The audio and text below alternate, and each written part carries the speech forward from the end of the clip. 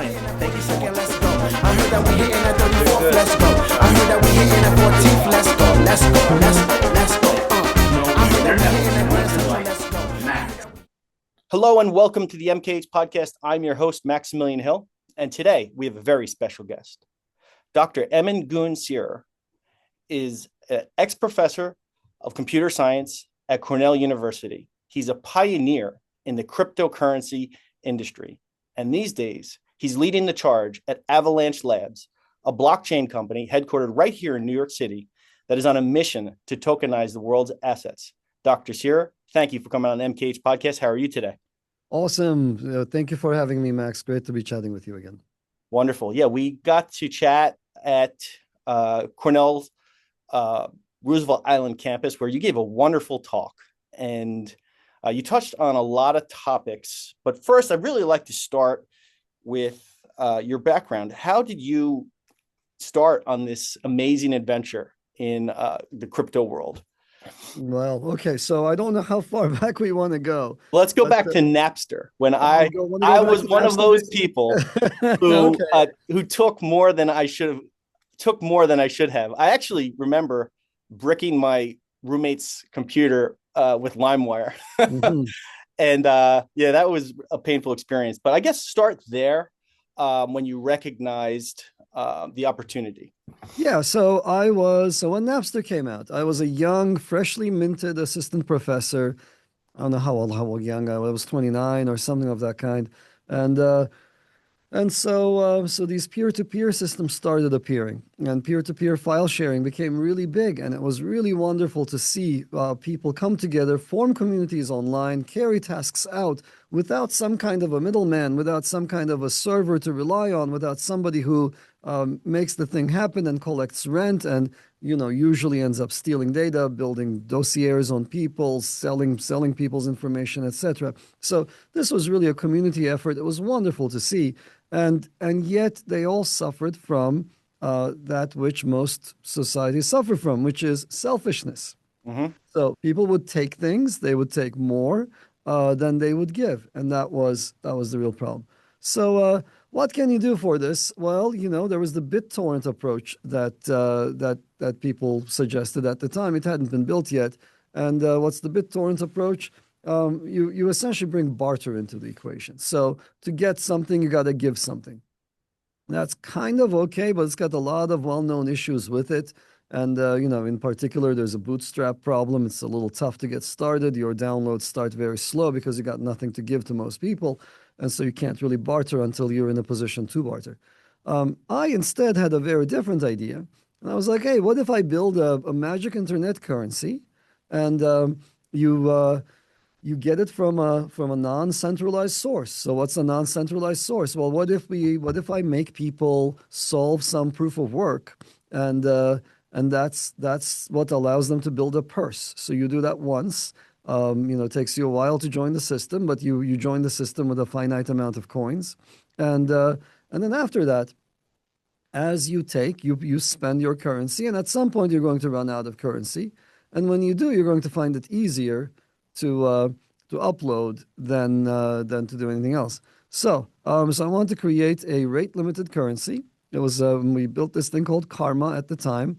The year was 2002, and we published it in 2003 in a peer-reviewed journal, 6 years before Bitcoin came along. And let's be clear also that when Satoshi came along, he brought an additional big improvement over the proof of work that I introduced in Karma. He folded the consensus process into his proof of work, whereas the way we were doing it, we were using proof of work for minting coins, but not for consensus. So in any case, that was the Karma effort, and it's very well cited among academics. I think it represents a very interesting and novel stab at a pretty hard problem, and then the rest is history. So. I did not have the vision that Satoshi had. I did not think that this could be a competitor to national currencies. I had a far narrower vision. I was a much younger person at the time, operating under different circumstances. And shortly after I built it, actually, Max, my mentors came to me and they were like, look, this is all cool stuff and all, but but you'll never find federal funding for this effort. I mean, it's 2002. It's right after 9/11, right? They were like, Yep. look, this stuff, people are worried about terrorist financing, and here you are creating something of value for use over the internet that has no oversight on it. So this is anathema to the state. You will never get funding. You'll never be able to build a successful career out of this. So they counseled me to move elsewhere. I still stayed in the peer-to-peer area. I did a lot of work on peer-to-peer reputation and a lot of other self-organizing systems work, but I didn't push karma, and we had to wait until the 2008 crisis for Satoshi to emerge with his brilliant solution. So you mentioned your mentors telling you to not pursue it, and yet eventually you did. And Came back to it. Yeah, and you also mentioned in some of your talks about how you've had a lot of staying power, right? You've had, founders in Silicon Valley who've disappeared, people who have gone abroad have disappeared. What has been the secret to your staying power and, Avalanche's staying power? Well, that's an interesting question. I don't know, monomaniacal, obsession with building large systems. Look, there are different kinds of people out there, right? There are people out there who just wanna build something small. There are people out there who want to try their hand at something or another. And then then there's me, and I have my kind of strengths. I think. The kind of thing that keeps an Ivy League professor going is dedication to science, dedication to bringing the best of science to the space, and discontent with the way things are. There are a bunch of things about my creation story that go way before 2002. And let me share them with the audience in case it resonates with them. Look, I hate middlemen. I hate middlemen with a passion. And yes, I have reservations about the way governments are run, but I have real reservations about the way corporations work. Corporations are tyrants, right? So, and I grew up, in that era when business schools were educating people on essentially how to abuse their audiences, right? So you just slowly jack the prices up. I don't know. They were doing all sorts of funny games, and I was a poor graduate student, and it did not sit with me that I was at the mercy of these large corporations that had cornered everything. I wanted to do some financial work when I was in grad school, and it cost $150,000 to obtain a feed from the New York Stock Exchange, and that's the kind of thing that drove me nuts, right? So this drives me nuts too, and I completely agree with you about the major. Right, that's just a seat. Give me the feed. This is craziness, right? So right now, anyone can have the Avalanche feed for free, and you're at on an equal footing with J.P. Morgan, with Chase, everybody else, Goldman Sachs, etc. Everybody who's on chain is essentially, or Jane Street, they're all seeing the same feed from Avalanche. There's nobody's trying to monetize that. Nobody could possibly monetize that. And so that's the kind of thing that draws me in. Also, I'm a huge perfectionist. I grew up in a country where things did not really work, right? Especially in those days, you'd go to the bank and there'd be a blue screen. You'd go to the airport and, they'd say, well, we can't check you in, or we're using paper boarding right now. It's going to take a lot longer. There's a delay. And nothing really worked. In fact, we lived in a house where the windows close, but there's always a draft, right? So there's always that last couple percent that didn't really work. So I'm obsessed with things that work perfectly every time, down to the last, 10 to the minus 18th of an AVAX, right? And systems that provide a strong guarantee and live up to it, even though there is nobody in charge that makes them so. Yeah, I think that maniacal focus definitely helps. When you're in such a complex and competitive industry, probably has served you very well. So I would say a lot of my audience is not too familiar with how the crypto and digital asset world works. So I always try to bring out some use cases, and a couple of the use cases that John Woo mentioned at Cornell were Sports Illustrated Stadium, formerly Red Bull Arena, I think is going to be doing their ticketing on blockchain. Yeah. And I think Cleveland Cavaliers are going to be doing their rewards loyalty program. there's also Off the Grid, right? The There's so many of these things. very Off the cool Grid is a video game, which I have played and Oh, is you actually a played it? lot of fun. Okay. Tell me, are there any other use cases that you can share with us today? There are so many. So just for your audience, these all of these use cases come down to using some kind of a distributed ledger technology. And what they really do behind the scenes is keep track of an ever increasing, ever expanding ledger that keeps track of everything that ever happened in some kind of format. That ledger is not under the control of any one party. The ledger cannot be falsified. It's immutable, and the system can have bad actors in it. But as long as the size of the bad actors is below a certain threshold, the system guarantees that the bad actors can do nothing wrong, that whatever they want to do is completely contained and neutralized. So what does this mean? So you have a secure ledger that keeps track of everything that happened. This has immediate applications to finance. So you have a lot of people using these ledgers to create tokens, coins, etc., to send them around the world across borders. If you want to hold US dollars in Argentina, in Brazil, in Turkey, in the Middle East, elsewhere around the world, the easiest way to do this is to do it with a digital asset. And that has immense benefits for people holding the asset. It also has immense benefits for us in the United States because we're the issuer of the asset. These people are extending to us an interest-free loan, in essence, that we benefit from.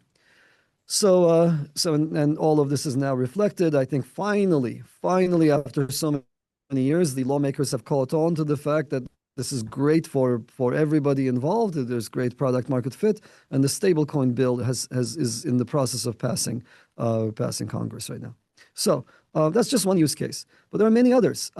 So you mentioned the off-the-grid game, and this is a really interesting scenario. I'm sure your audience has played games for a while, and then the game suddenly. So first of all, you are just sitting there hoping that the game issuer gives you new updates, does new stuff. Like at some point, the game becomes boring.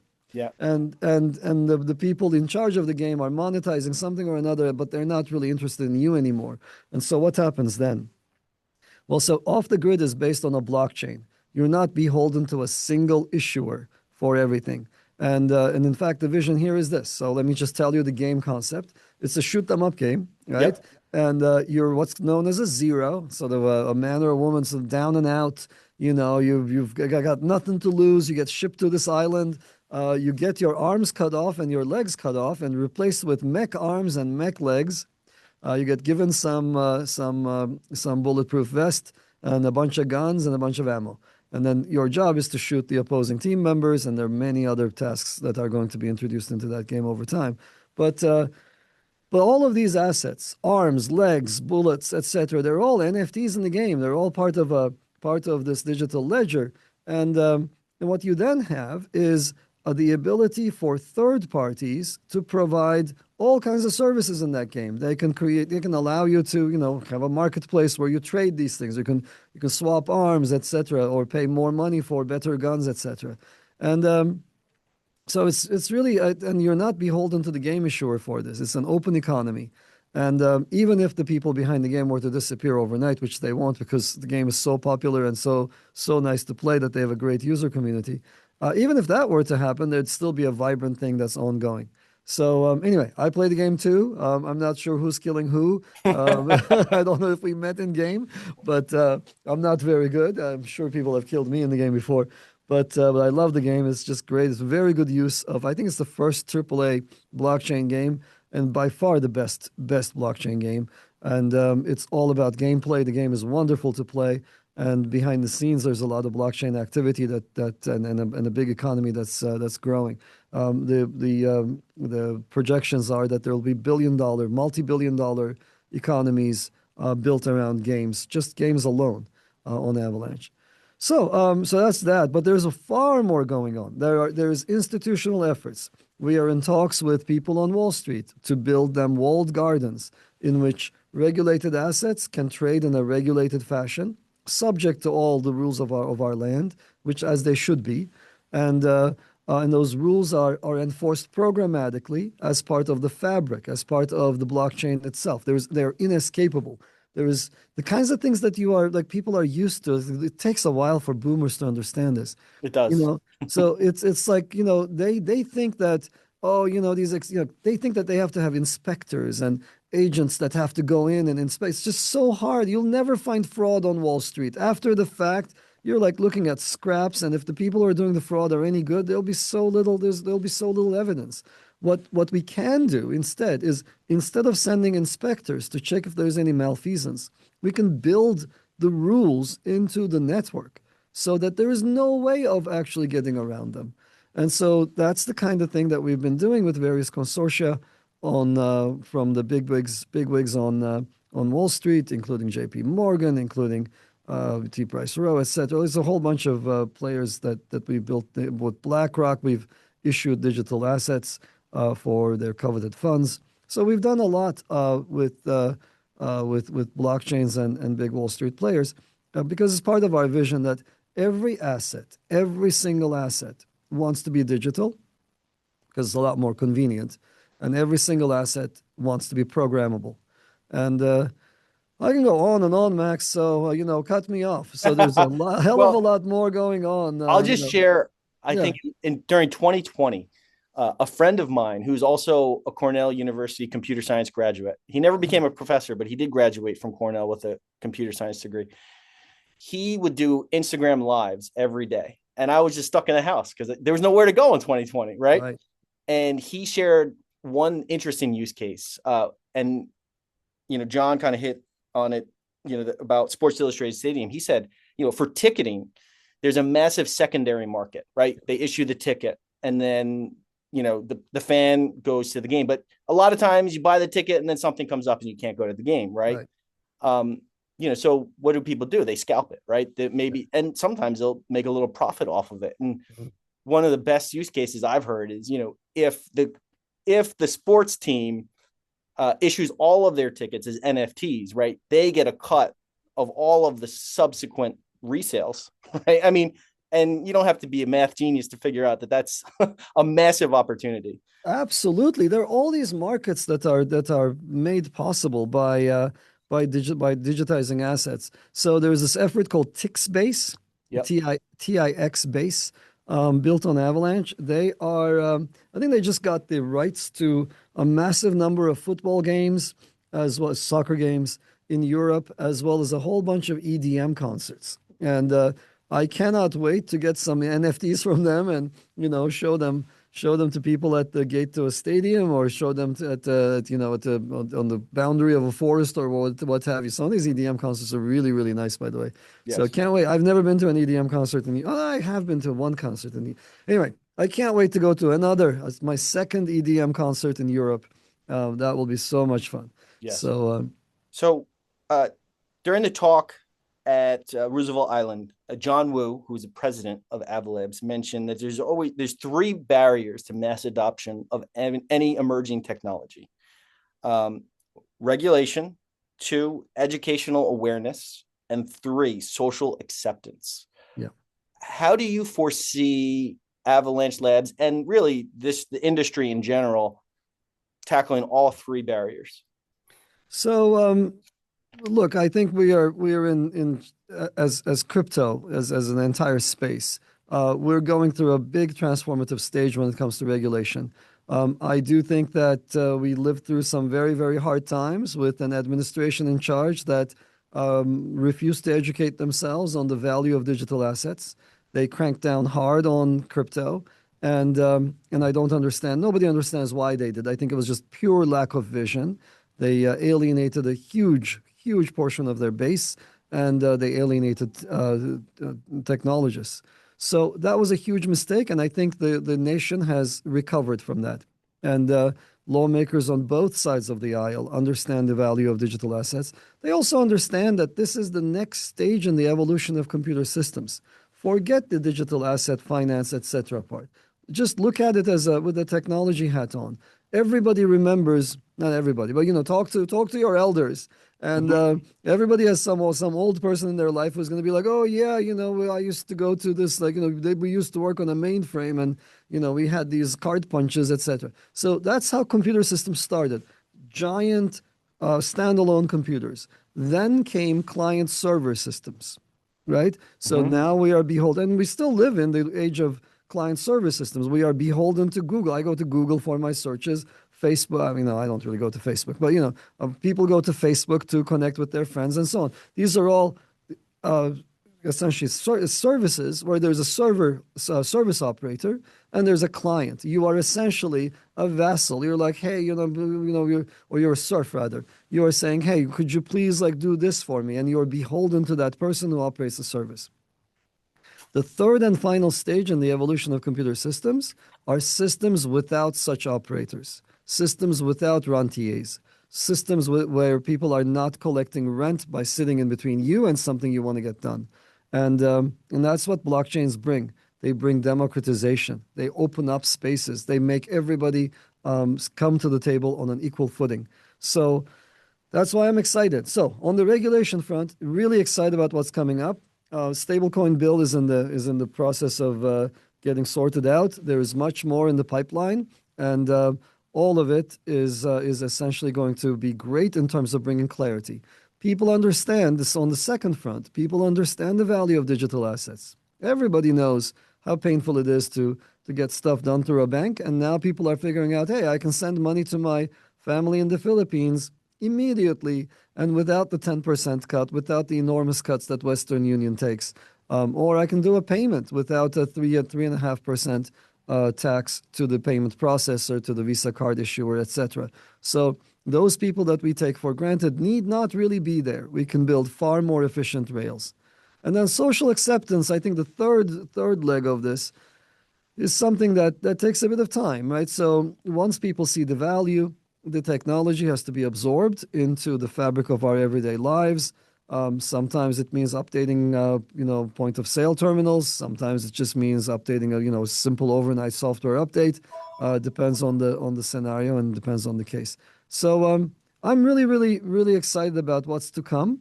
A lot of these social processes do take time. It's really this educational part that is very, very slow. At the moment, what I see is that boomers are finally beginning to understand the value of crypto. And this understanding, this journey, for most people, starts with Bitcoin. So you're seeing the resurgence of interest in Bitcoin and similar coins. People always start there because it's the first coin. There's the most amount of literature, the most amount of noise around it, etc. But then they realize, hey, this coin is kind of like, it's okay to hold, but you can't do much with it other than hold it. And then they realize, hey, there's much more out there. And there are coins like AVAX out there that are really platform enablers. They allow you to get useful work done. You can do decentralized finance. You can use it as collateral. You can borrow against it. You can use it to build other systems or create new coins that serve other purposes. And there will be there is already a bunch of need for AVAX for other people to build their own systems, their own chains, their own blockchains, their own games that we mentioned, their own institutional solutions, etc. So there's a lot more out there. But it's a slow process of people's discovery, and we're in only the very earliest of stages right now. Yeah, it's really exciting when you put it like that. I think the stablecoin bill is going to be huge positive going forward for the industry. So can I just say a couple of words about that, Maximilian? Absolutely. So look, stablecoins have been around for 8 years? Yep. Right. So Tether, I think, started out 8 years ago, 9 years ago, maybe more, 8 years ago, probably. So you and I and everybody saw Tether rise. And if you use Tether within 5 seconds, you're like, oh my God, it's just like dollars, except I can send it anywhere and no one can take it from me. Right. So it's not like the dollars you keep in a bank. People hold Tethers in Argentina because they know the government can't usurp them. So that's a pretty awesome thing. There's nothing like it in the history of humankind. If you're a displaced person, and my family was displaced a while ago, right? And I remember from hearing from my grandmother, we left the breakfast on the table and we had to run away. They were coming to kill us, etc. And so they'd lost everything. Imagine how they would have felt if they could have carried their digital assets with them. You see Tether, and within 3 seconds, you're like, hey, this thing is clearly valuable. Clearly serves a great purpose. And it took 8 years for society to understand that this thing is really freaking awesome. So I think what we see in the stablecoin bill is a template for all the other crypto assets to come. So you use a DeFi service, a lending service, you immediately see the value. Oh, this is so much easier than going to a bank. So much easier than that, they have to shake your hand, look at you, and do all sorts of, crazy things, etc. People can borrow like, really serious amounts on chain on Avalanche without any of that accoutrements, the silliness, etc., the social stuff that goes with using traditional financial services. So you and I can see this, but its translation to sort of social acceptance takes some time. But the stablecoin bill gives me immense hope, because once there's one path, one pattern, one template, then that template applies to all the other crypto assets. So I'm really hopeful that we're going to see a series of such legitimization efforts, clarification of regulations that just affect governance tokens and utility tokens and everything else to come, DeFi tokens for sure. Yeah, you mentioned Argentina, and I mean, I think for anyone who focuses on, I guess, the global financial markets, they experienced like over 100% inflation. I mean, here in America, people lose their minds over 9%, right? Could you imagine what it would have been like? So I actually can imagine. I was going to say, you can imagine. You can. Because I grew up in Turkey. And Yes. And so usually the joke was, hey, who's number one? Every time the numbers came out, it was a race between Brazil, Argentina, and Turkey when I was growing up. And I also lived through devaluations, 30% devaluation. You wake up and then your currency has been debased. So no wonder that people are seeking alternative assets that preserve their value. No wonder they're seeking assets like Bitcoin, like Avalanche, whose supply cannot be inflated by human beings who are fallible, and they face pressures and they just decide to print more. And the US dollar is not immune to this. It also is in the hands of a bunch of human processes, and crypto is very different. It's got algorithmic protections that guard the supply. But there are also all sorts of other benefits to crypto. Crypto brings a level of transparency to financial operations seen nowhere else. Right? If you want to build fully transparent, fully auditable systems, I don't know of any better way. We're doing a project, for example, Max, with FEMA.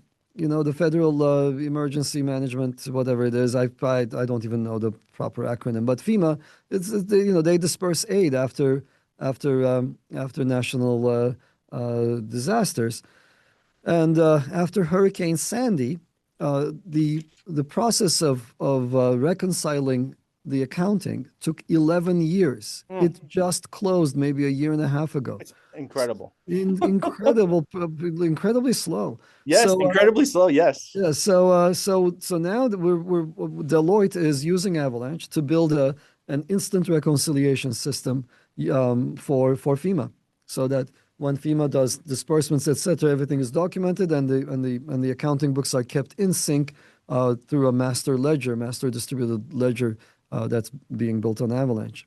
So there are all sorts of societal benefits to crypto. I don't know why the last administration was so blind to it. I think they were just kind of out to lunch, but now I think it's a new era now with again, as I said, both sides of the aisle recognize how important the crypto space is. What advice do you give to developers or entrepreneurs entering Web3 right now in a post-hype cycle era? Number one, the first thing I say is don't forget that every single nascent area gets an initial hype cycle. And then that hype cycle usually collapses because there's a lot of things that are being oversold where the narratives outrun the technology, and the puffed up valuations that come with those puffed up narratives that are not backed by tech, they necessarily collapse. This happened with .com. It also happened with railroads all the way in the 1800s, and everything in between. So the true fortunes, the real big fortunes in the .com era, in the railroad era, all got made after the collapse. So the real run-up is yet to come. What we saw there were just the earliest of adopters. just suddenly realizing, hey, this could be big. Let's all go in. Let's buy like, whatever it is, pet food over the internet. And it just doesn't make sense, right? Or like, sock puppets or what have you. Like they were doing stupid stuff in the dot-com era. Undoubtedly, they were doing stupider stuff in the earlier days. So that happens. That's just part of life. But suddenly, I think there are some catalysts that change the game.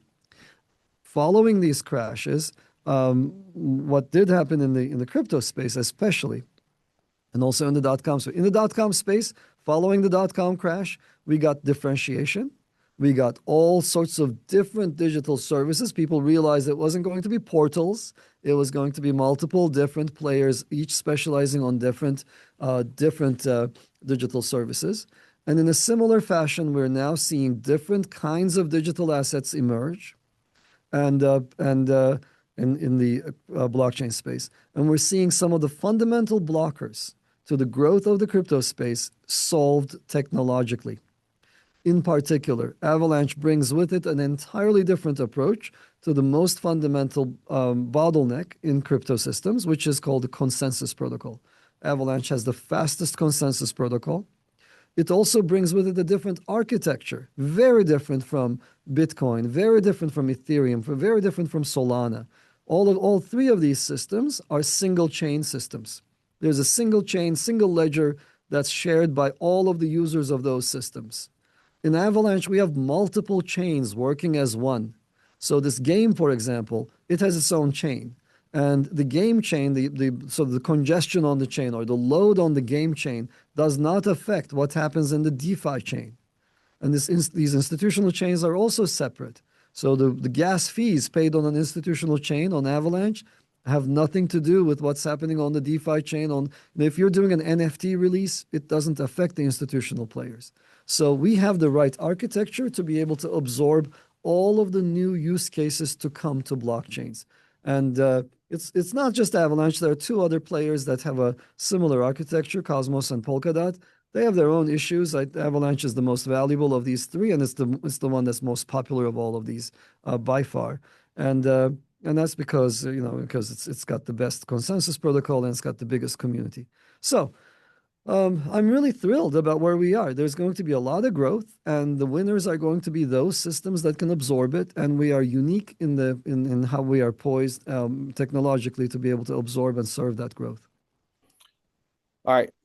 We're going to go with a lightning round, just 3 quick questions. Sure. What's the most overhyped term in crypto right now? Overhyped right now would be, I don't know, data availability comes to mind. It's just supremely overhyped. Restaking was overhyped, collapsed, and disappeared. I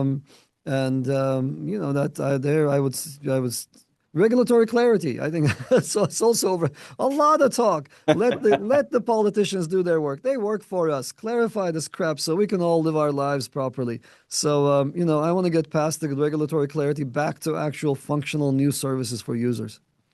Favorite book or thinker who shaped your approach to building? Kurt Vonnegut is my favorite author by far. His humanist approach to life and everything, his touching, human warmth, I don't know, is just something that permeates everything I do. Sirens of Titan is my favorite book of his. And, it's just a fantastic author. If I had to pick a second one, I would pick Salman Rushdie. He's a good storyteller. I would say Haroon and the Sea of Stories is probably the best use of English by anyone alive. He's a master. Yeah, he just recently went through a terrible experience. Horrific experience. I haven't read the last book. He has a book about it, processing what happened. Yeah. Absolutely horrible. Yes. If you could fix one thing about Web3 today with a snap of your fingers, what would it be? I would get rid of the scams in it. So it attracts, the fact that these are bearer instruments just attracts a lot of scammers. And there are a lot of people who come in, they create a coin, they make a lot of noise around it, and then they disappear. So if I could give one word of advice, it's to find teams, efforts, projects that have staying power. Because everybody else, it's a good big red flag that it's a scam. How do you identify those scams? their scams are so different and Yeah. so varied. And after one is exposed, they change what they do. So I go by what I just said. I look for the team, and there are a bunch of easy tells. If a team is located so look, there are three kinds of teams. Teams that think that this is a tech play, they usually go to Silicon Valley and they do a little tech thing, and it's a one-trick tech pony. But this is not a tech play. You need the tech. You need to be innovative on the tech side, but it's also a much bigger game. You have to have financial connections, etc., to really win. So I always stay away from those people who think of this as a tech play. If I'm hearing a lot of tech babble, techno babble, and they're like, "Oh, parallel this, da da da, whatever," I just go, "Okay, whatever. That's this team is not going to really make it. They are too tech focused." Second thing I check is, are they outside the U.S.? Are they in an area that they moved to for tax purposes? All of those people in Austin, I love you all. But if there's a crypto founder who's operating out of Austin, I immediately go, this guy's going to sell his tokens, pay little taxes, disappear, and that's it. And then the third are people like me who live in the most regulated area on earth, the most difficult place to Yes, operate. it is. And that's New York City. I cannot, and I would not be anywhere else. What we are doing is absolutely legitimate, and we have no problem being here. We're proud to be here because we need to be where the world's assets are. Yes, I think that's the exact right approach. I'm going to give my student who is in the audience right now, his name's Iverson, a chance to ask a question. Iverson, are you still with us?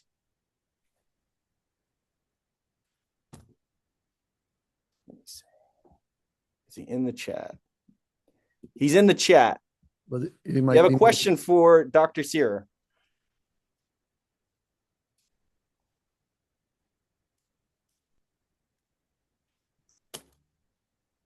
I know Iverson knows a little bit about smart contracts, more than I do. Probably not as much as you do, though. All good. Well, look, when he comes on, there might be a technical issue there. Yeah, it might If be. you have Okay. questions, we could maybe splice it in later. Yes. Okay. I think that's all that we've got today. Awesome. Thank you so much, Dr. Sirer, for your time today, and keep up the great work. And I really look forward to seeing your next talk at Cornell's Roosevelt Island campus. Thank you, Max. Pleasure to chat with you. Thank you. All right. Take care.